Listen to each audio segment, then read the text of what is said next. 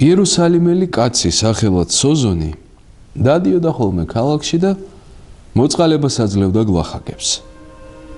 ერთხელ ძალიან გაღატაკებული საცოდავი კაცი შეხვდა. გაიხადა სამოსელი და ჩააცვა. იმ ღამით გამოცხადება ჰქონდა, საოცრად მშვენიერ, განათებულ და ისეთ ბრწყინვალე სასახლეში იყო, რომ თვალს ვერ უსწორებდა. იქვე იხილა ბაღი უმშვენიერესი ნარგავებით, ყოველგვარი ხეხილი და სურნელოვანი ყვავილებით. ხეები ირხეოდნენ და კეთილსურნელებას აფრქვევდნენ. საოცრად მშვენიერი, სასიამოვნო, დამატკბობელი გალობა ისმოდა.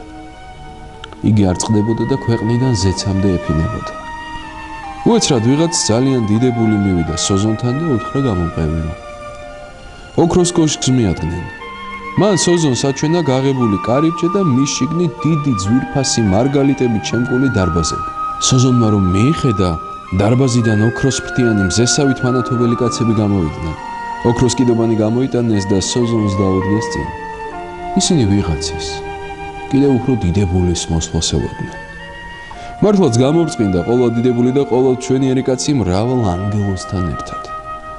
დიდებულმა უბრძანა ანგელოზებს: აჩვენეთ ამ კაცს, რომელმაც გლახაკი შეიწყალაო. მათ გახსნეს ოქროს კიდობანი და ამოაწყვეს სამეფო პერანგები და შესამოსები. მან ვისაც ანგელოზები ემორჩილებოდნენ, სოზონს უთხრა: იცნობა მათო?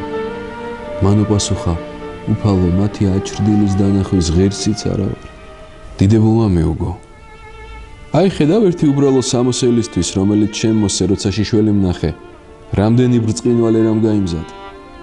ახლა წადი. კვლავ ისე მოიქეცი ხოლმე, ყველაფერს ასწილად მიიღებ და საუკუნო ცხოვრებას დაიმკვიდრებ. შეშინებულმა და თან გახარებულმა სოზონმა მიუგო: ჩემო უფალო, ასე მიაგებ ხოლმე მათ, ვინც გლახაკებს წყალობს. მან დაუდასტურა და უთხრა: ყველა ვინც წყალობას ჩადის, ასწილად მიიღებს და საუკუნო ცხოვრებას დაიმკვიდრებს. ბოლოს კი დაარიგა. სოზონ, როცა მოწყალებას ჩაიდენ, არინანო და არ მიაყვედრო გლახაკს, რომ გასამრჯელოს ნაცვლად ორმაგი სასჯელი არ მიიღო. არ მიაყვედრო გლახაკს, რომ გასამრჯელოს ნაცვლად ორმაგი სასჯელი არ მიიღო. ამ სიტყვებზე ხილვა დამთავრდა. სოზონი განცვიფრებული იყო. მან გადაწყვიტა, რადგან უფალმა ასე მითხრა, მეორე სამოსელსაც გლახაკს მივცემო და აღასრულა. მეორე ღამესაც ისეთივე ჩვენება ნახა. მომდევნო დღე რომ გათენდა, იგი ადგა მთელი ქონება გლახაკებს დაუნაწილა, სოფელს განეშორა და მონაზონი გახდა. ასე აღასრულა უფლის ბრძანება. უკვე თუ გნებავ სრულად ყოფად, განყიდე მონაგების შენი და მიეც გლახაკთა, რათა გაქონდეს საუნჯე ცათა შინა და აღიღე ჯვარი და შემომიდექ მე. დარჩენილი ცხოვრება სოზონმა უდაბნოში დიდ ღვაწლში გაატარა. მისი ცხოვრება ღვთისთვის მოსაწონი იყო. და როცა სულიერების უმაღლეს საფეხურს მიაღწია, ღვთისგან სასწაულთ მოქმედების მადლი მიიღო.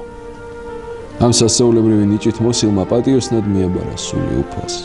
ჭეშმარიტად ასმაგად მიიღო გასამრჯელო თავისი ქველმოქმედებისთვის და მარადიული ცხოვრება დაიმკვიდრა. ჩვენც ძმებო, ამ სასწაულის მსმენელებმა მიუბაძოთ მის სათნოებას და შეძლების დაგვარად გავცეთ მოწყალება გლახაკებისთვის, რომ უფალმა ჩვენც შეგვიწყალოს, ერთის ნაცვლად 100 მოგვაგოს, მარადიული ცხოვრება დავიმკვიდროთ და ვადიდებდეთ წყალობის მომნიჭებელ მამას, ღოლოჩოვილ ძეს, ცხოველს ყოფილ წმინდა სულს, რომელსაც შეჰფერის ყოველი დიდება, პატივი და თაყვანისცემა აწ და უკუნისამდე. ამენ.